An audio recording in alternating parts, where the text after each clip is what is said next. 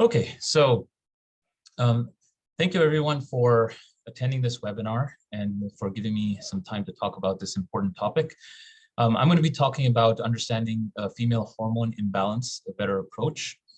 So when it comes to hormones, there's a lot of different hormones in the body, and there's thyroid hormones, there's insulin, there's cortisol, but what we're trying to focus on specifically today is female hormone imbalance. So just to keep that in mind. Okay, so why is sorry. Okay, so starting off with some introductory statistics, it's estimated that up to 80% of women suffer hormonal imbalances in their lifetime. Approximately 600,000 hysterectomies are performed each year in the United States. And although hysterectomies are the most common treatment for gynecological malignancies, most of the hysterectomies that are done are actually for benign disease such as fibroids, endometriosis, and so on. So there is a lot of hysterectomy being done just for benign disease.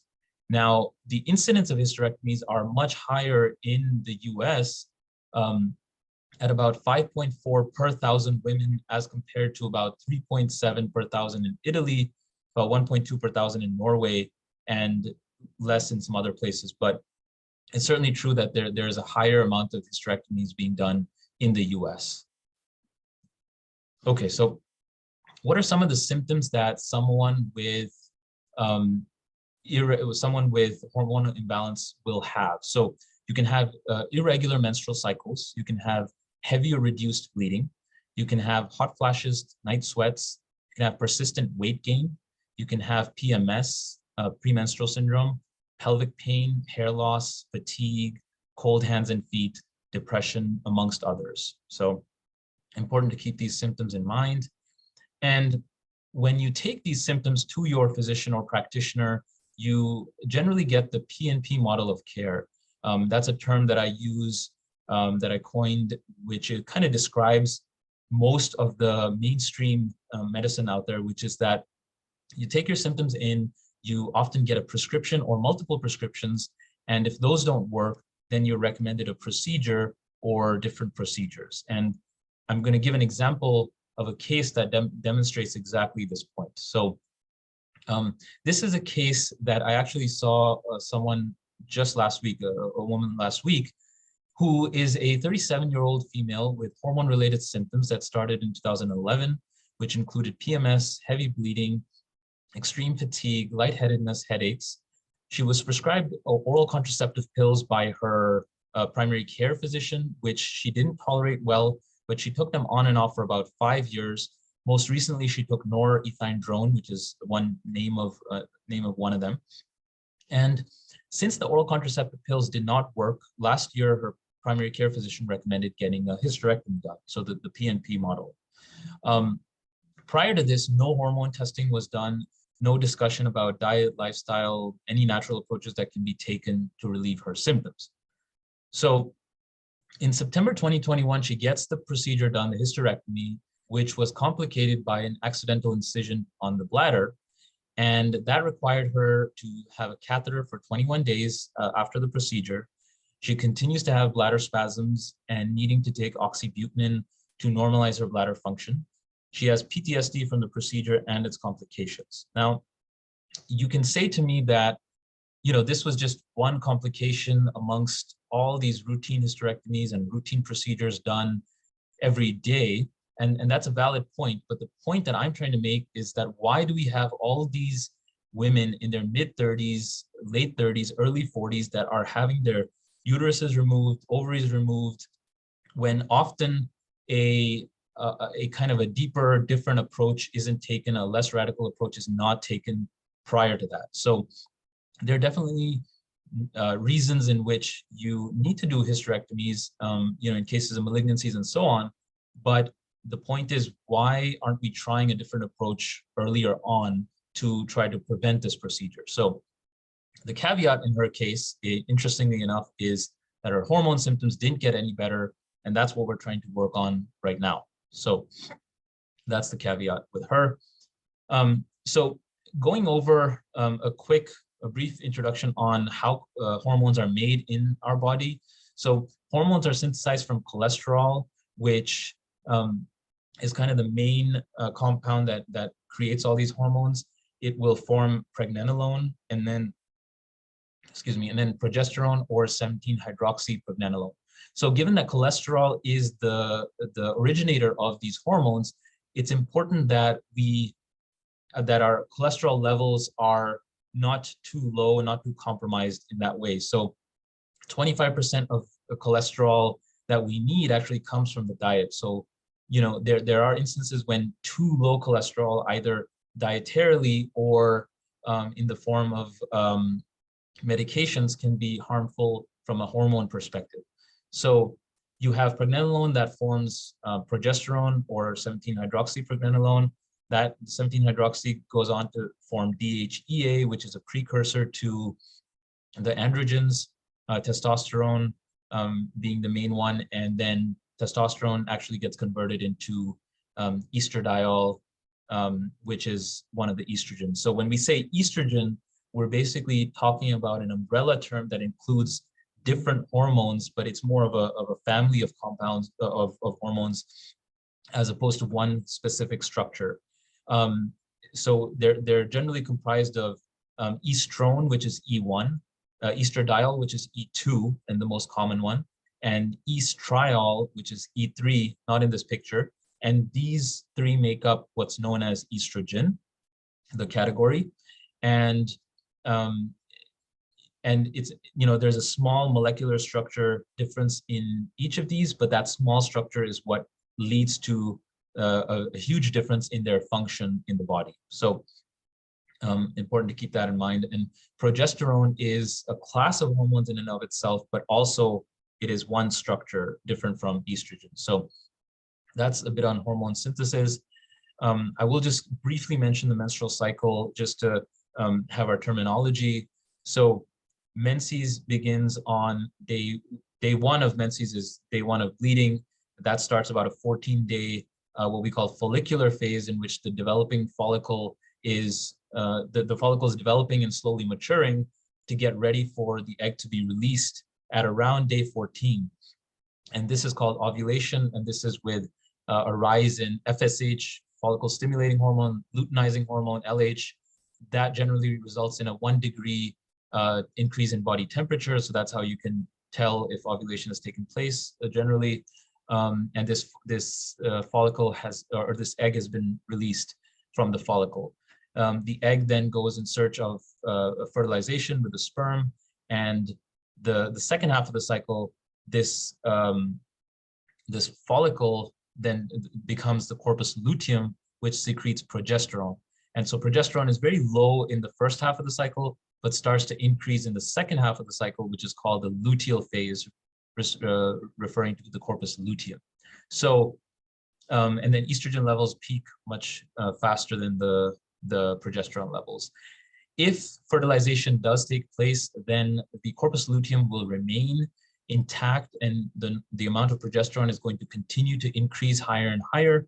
If, however, fertilization does not take place, the corpus luteum will regress and the cycle will start again. So important to keep that in mind. And so the average cycle is about 28 days. And this is the kind of the changes in the lining that's occurring during this time. Okay, so in order to understand how we are at where we're at with hormones, the history of hormones is interesting and very relevant. So estrogen replacement therapy, or ERT, was first conceived in the late 1950s, post-war, when pharmaceutical companies were looking at ways to make profit. So Ayerst was the first company to make a conjugated estrogen called Premarin. This was a synthetic estrogen made from a pregnant horse's urine. No joke. And the reason it's important to understand why they made a synthetic estrogen is because when you have hormones that are natural and what we have in our body, they are not patentable and they are not profitable. you have to change their molecular structure slightly in order to make them patentable and then make a profit off of it. And so they did that with estrogen. But when you make that small molecular change, then the potency increases quite a bit, and it's not considered to be natural by the body, and so the body has a difficult time incorporating it into its system. So with the creation of estrogen replacement therapy, there was a significant public campaign to pathologize menopause. Now, I'll take a pause and just explain what I mean here.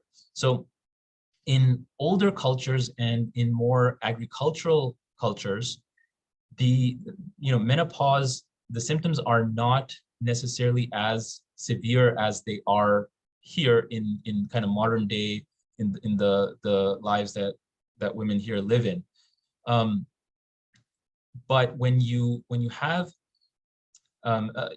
so basically when estrogen is declining, which estrogen does decline in women, but there was a significant public campaign to promote the fact that the estrogen decline was exactly the cause of all these menopausal symptoms. And menopause was made into a disease where in other cultures and historically, menopause was considered the end of a woman's menses, end of childbearing, and oftentimes a kind of a new stage of life, a kind of wiser, newer stage of life. Whereas the way that it was given to the public in the 60s was where, a lot of talk about how, desirability would increase, things like that. And so a push for all women to be placed on estrogen replacement therapy, protecting them from heart disease, keeping them feminine forever. So women were promised that this pill would keep them feminine forever. Now, estrogen replacement therapy, or ERT, is often called a product in search of a market, and they found that market.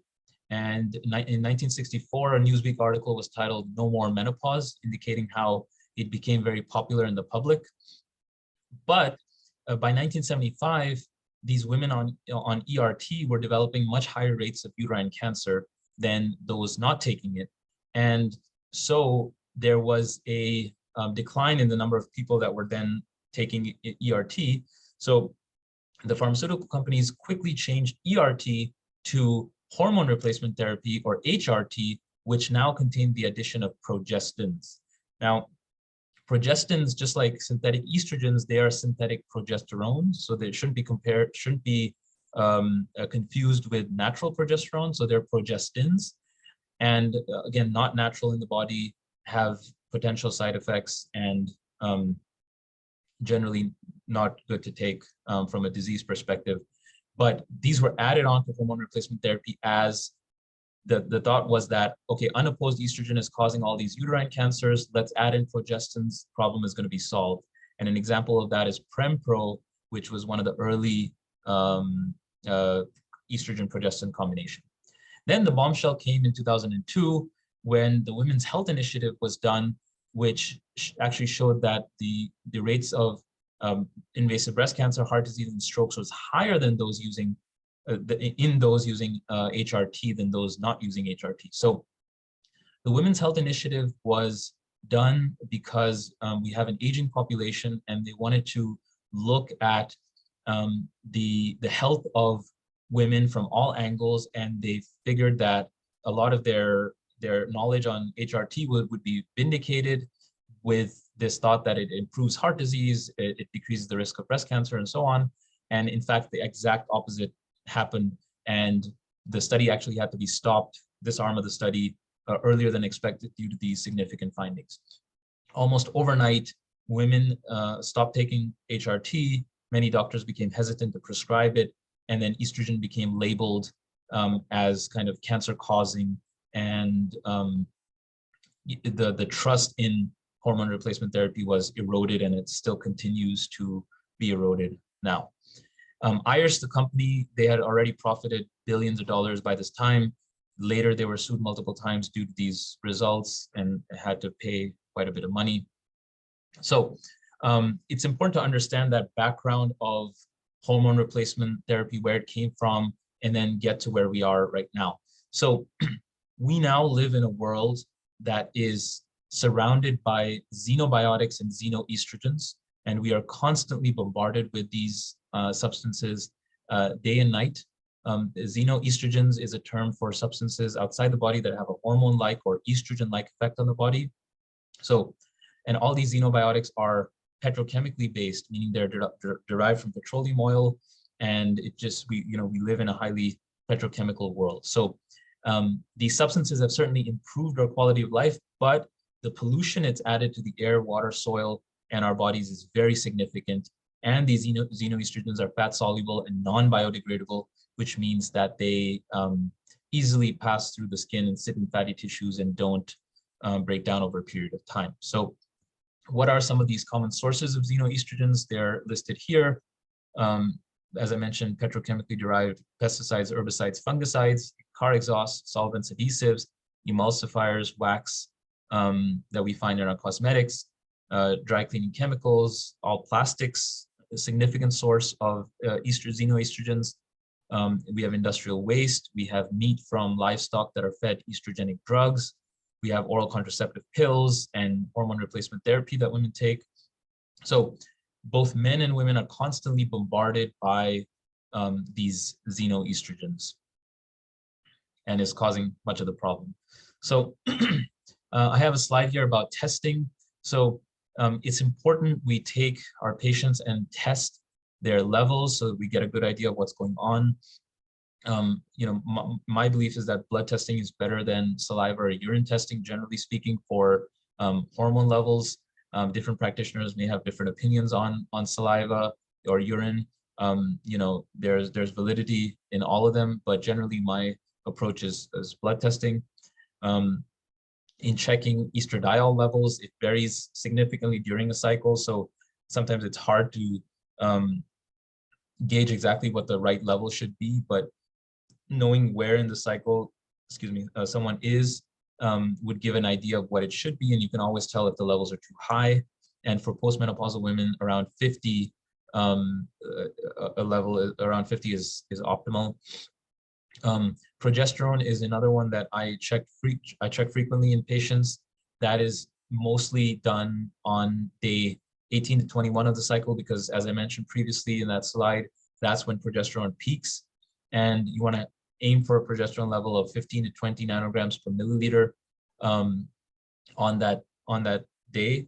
I see a lot of women that are down under 1, 2, this is their level, which is too low.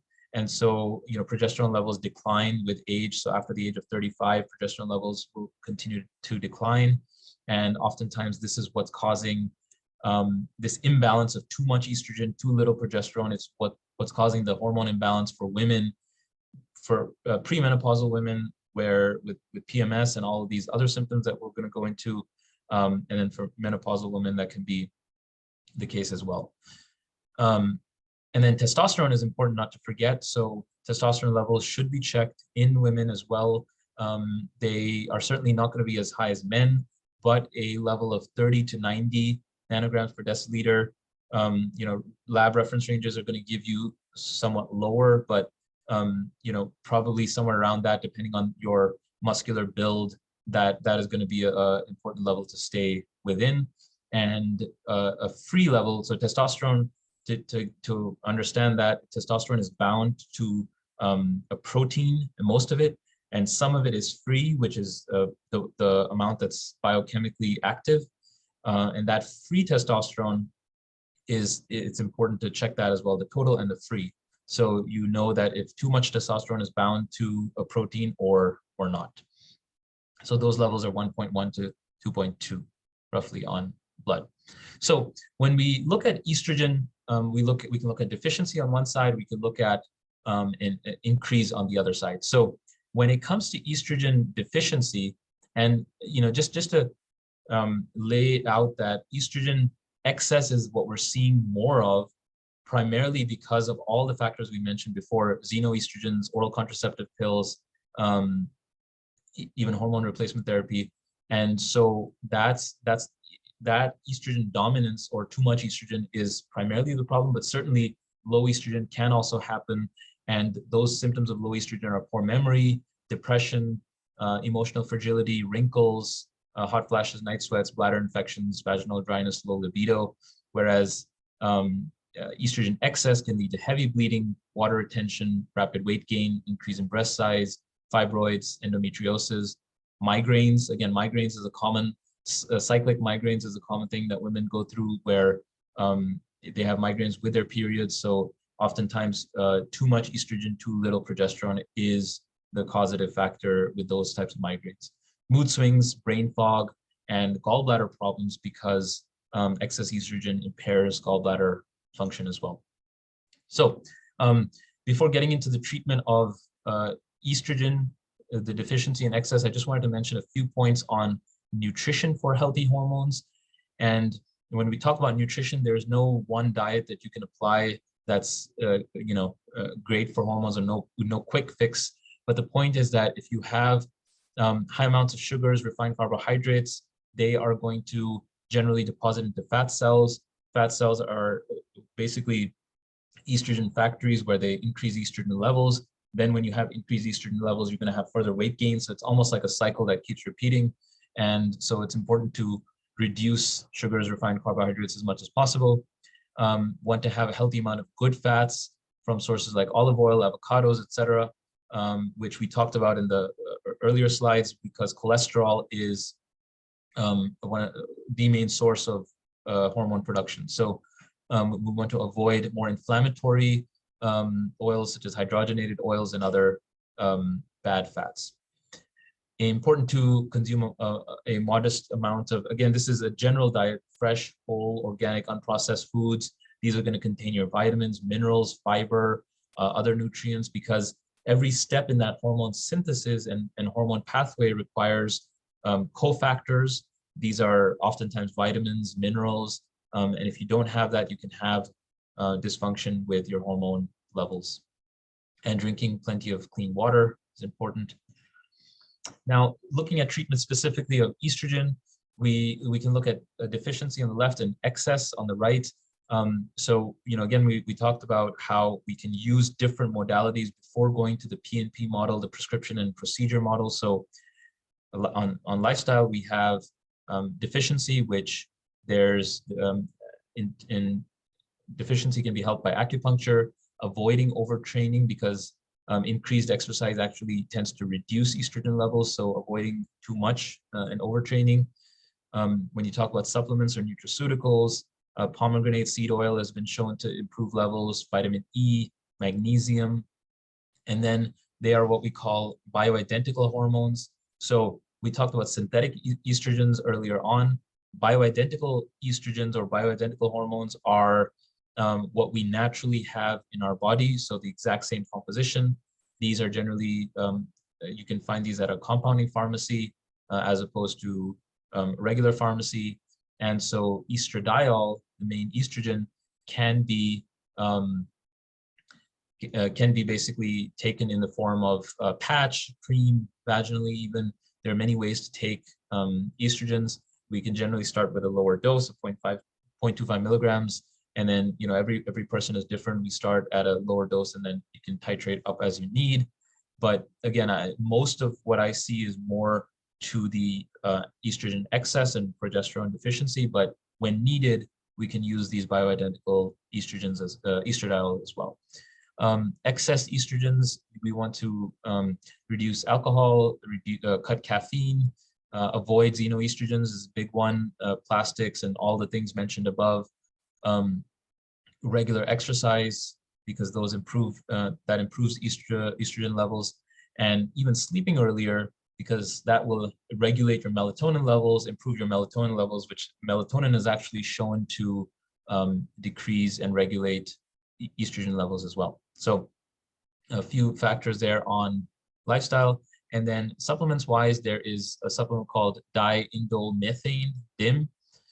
DIM it's a promoter of 2-hydroxylase, which is an enzyme that helps the breakdown of estrogens and that pathway of detoxing the estrogens, because one of the primary issues when you have too much estrogens, when they're not broken down properly, is that they can cause all these problems we mentioned. So DIM will help to break it down. Turmeric is another one that helps in an anti-inflammatory way, resveratrol as well. Bioidentical hormones, hormone-wise for excess, melatonin is something that can be taken at 1 to 3 milligrams nightly for benefit with excess estrogen. Talking about progesterone, this is the key one. I think that most people, it's significant for most people. So progesterone deficiency, which again, may be seen in blood tests. I often see it on blood tests, but it also may be a progesterone resistance, which means that your levels might be normal, but the progesterone is not getting to the receptor and causing its effects, the beneficial effects.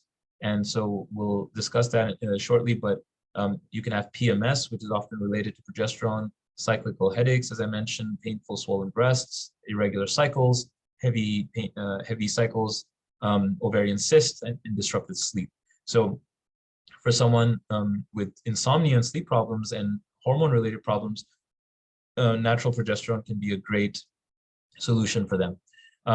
We don't really see significant excess progesterone issues clinically. So unless someone is taking too much progesterone as a in the form of progestins or something, that can be the case, but no, generally not clinically seen too much. So when we talk about treatment of progesterone, and we're talking specifically about deficiency, lifestyle is one way where stress reduction, because that can reduce progesterone levels. Avoiding alcohol. Supplements wise, you have chasteberry. This is a key one. The chasteberry, if taken around 500, but more like 1,000 a day, 1,000 milligrams per day, can be very effective at improving progesterone levels. St. John's wort is another one, effective at reducing PMS symptoms. Vitamin C, if you take it around 750 milligrams per day, these are good supports that can help with these progesterone levels. But there are many, many women that can benefit and do benefit from bioidentical progesterone. Again, to reiterate, this is not the same thing as progestins. Those are synthetic hormones that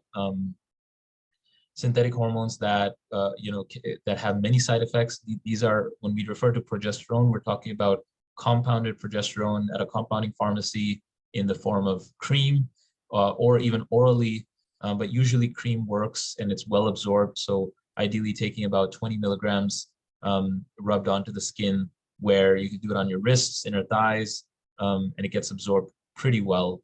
There are some women that may not absorb it too well, in which case you can try orally, but it does go through the liver and some of it gets metabolized, so less is available. But the oral version of progesterone actually helps with sleep more. So if sleep is a primary issue, insomnia is present, then oral progesterone is the better way to go about it. And Prometrium is actually an FDA approved and generic bioidentical progesterone. So that can be cheaper and it's FDA approved as well. So as progesterone. A quick point on birth control pills, because this often comes up. And so it's important to look at the advantages and disadvantages. So birth control pills are effective contraception if taken right, around 99% of the time. They work. They can lower androgens, can reduce acne. At the same time, they also do lower sex drive. So that's, but for someone who has higher androgens, that can be helpful. And they have a reduction in the risk of ovarian cancer. So some advantages, but disadvantages, they don't often help with PMS symptoms. They can increase the risk for blood clots. They actually lower your thyroid hormones and testosterone by increasing thyroglobulin. So remember, we said that thyroid hormones and testosterone are actually bound to this protein, most of it, and thyroglobulin is a protein. So if you increase the amount of thyroglobulin, it's going to bind more of the thyroid hormones and testosterone and make less bioavailable for actual use in the body. So that's another disadvantage. It depletes B vitamins. If you're looking to conceive after you've been on them, it can take some time to get back to normal ovulation. They may cause weight gain, increased risk of breast cancer, primarily from synthetic progestins. So a quick point here, we talked about how the Women's Health Initiative in 2002 was a big, it showed that the synthetic estrogen and synthetic progestins were primarily causing breast cancer and stroke and heart disease and so on. But what recently in the past year or two, they've actually done reanalysis of that, the Women's Health Initiative, and actually seen that they were wrong to blame it entirely on the synthetic estrogens. It was primarily the progestins that was causing the increased risk of breast cancer. So that is more newer information that a lot of physicians either don't know or haven't been told, that the Women's Health Initiative that made everyone, patients and doctors alike, worried about the harmful effects of estrogens. We were not extremely accurate about the synthetic estrogens. It was more the progestins which was causing the bulk of the problems. And then testosterone, not to forget, testosterone deficiency decreases muscle tone. You can have decreased muscle tone, lack of energy, stamina, decreased libido, hair loss, poor body image, whereas excess can cause hair on face, chest, arms, acne, greasy skin or hair, thinning head hair, unstable blood sugar, depression, anxiety, mood problems, infertility, PCOS. So different things with excess and too low amounts. And I think the women with excess testosterone are often picked up, excess androgens, but oftentimes the deficiency is not picked up. And a lot of these women actually do need testosterone as a supplementation, a very small amount, but they can really benefit from that. So going to testosterone and talking about that, we can exercise in the form of burst training or resistance training has been shown to increase testosterone levels. Zinc, L-carnitine, vitamin D has been shown to increase testosterone levels. And then if you need to take bioidentical hormones, there is DHEA, which comes in the form of a supplement. This is the precursor to testosterone. So you can actually take this as a supplement, and a very small amount, 2 to 5 milligrams per day, whereas men take about 25 milligrams a day. You can take this and your testosterone levels can increase from that. Or if all these above things are tried and it's not working, and women's levels are still low and they still have the symptoms we just talked about, they can use a testosterone cream, and that's 0.5 to 1 milligram per day. 0.15 to 1 milligrams per day. That's a typo. And generally speaking, that's absorbed very well. In some cases, it's not absorbed well, in which you can take rapid dissolved tablets, which are going to be sublingual. Generally, oral tablets are not taken because they go through significant metabolization through the liver. So that's the preference. Very rarely subcutaneous or intramuscular is given. So generally speaking, cream is the way to go with testosterone deficiency. But the important thing to remember is that cream can sometimes be passed from partner to partner. So if you have a male that's taking testosterone cream in the cream form, and they're close to their spouse, their wife, their spouse, that they can actually, that can be transferred onto the person who's not taking the testosterone and actually get absorbed into their skin. So that's the downside to the cream, but generally speaking, cream is well absorbed if done right. So that's deficiency. Excess, we have obviously weight loss helps a lot with decreasing androgens, helps with insulin resistance, which goes hand in hand with testosterone excess. Eating a lower glycemic index diet. So when we talk about glycemic index, that's generally the amount of carbs that you're consuming in your diet. Increasing fiber consumption, eating foods containing zinc.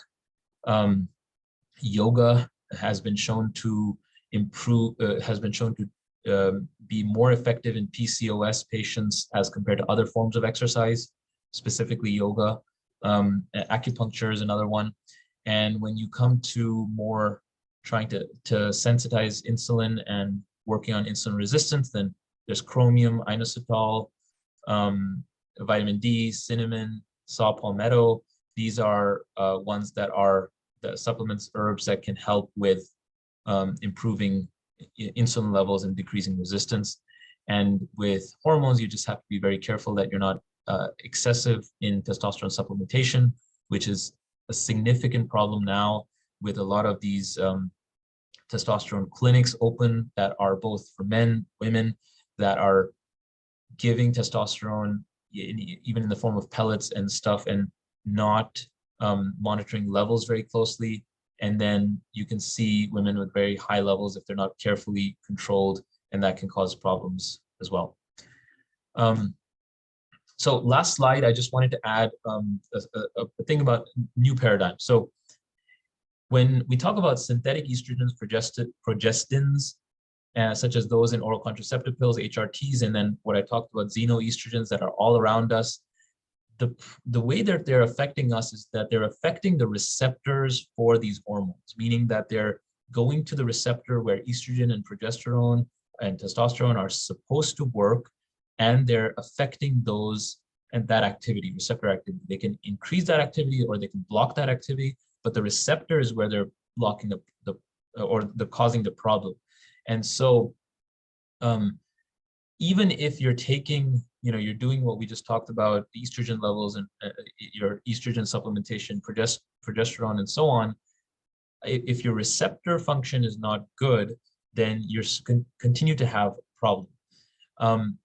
But we really do not have a good way to measure this receptor dysfunctionality, and it's not really getting mentioned too much. So this is, I think, something that's going to be very interesting coming up, because there is good research to show that the receptors involved, that it's the main driver of the problem.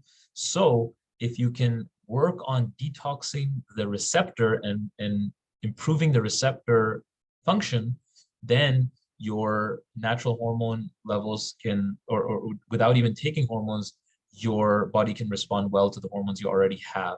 So, and now there are some products that are coming out in the form of supplements that have these compounds that can help to detox these receptors, so that normal hormone function can be improved, and this constant bombardment that we have with xenoestrogens can be somewhat alleviated. So I'll stop there, this last slide, and thank you for your time, and please let me know if you have any questions.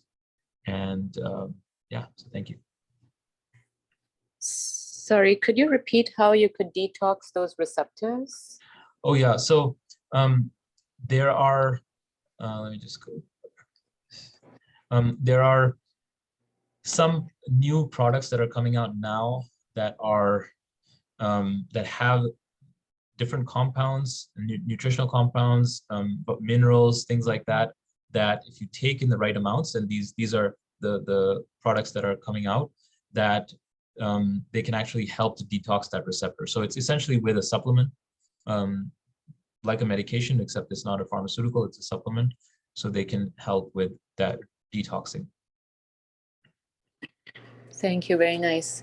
So if a patient just goes to their primary physician, a woman in her 50s, would you recommend getting like estrogen, progesterone, testosterone levels if they're having like menopausal symptoms, just like a regular thing that we should be doing and our primary physicians aren't really checking?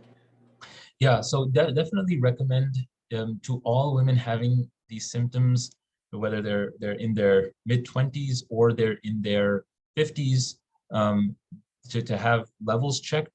And in the case of, for example, progesterone, we know that supplement or giving bioidentical progesterone when bioidentical progesterone is very safe, and really no significant side effects or no side effects when the natural compound is given. So if you're a woman in menopause, generally the issue will be low progesterone. So there can, you can make the argument that you don't have to test levels and you can just start on that if the clinical picture matches. Because, it's okay to have progesterone, natural progesterone, but overall for everyone, it should be important to check at any stage if any of these symptoms are occurring. Yes. Thank you.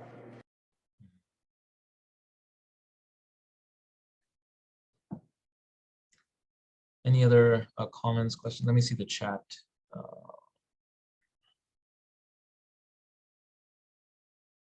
Okay.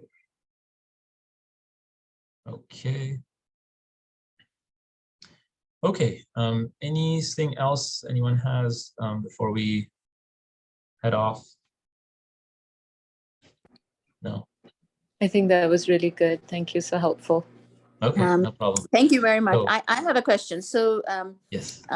with bioidentical progesterone, does it carry the same risk for breast cancer, increased risk of breast cancer? No, bioidentical progesterone and estrogen is actually protective against breast cancer. So the synthetic effects, you're going to get the opposite. You're going to get protective effects with the normal or the natural hormone. Thank you. Yeah.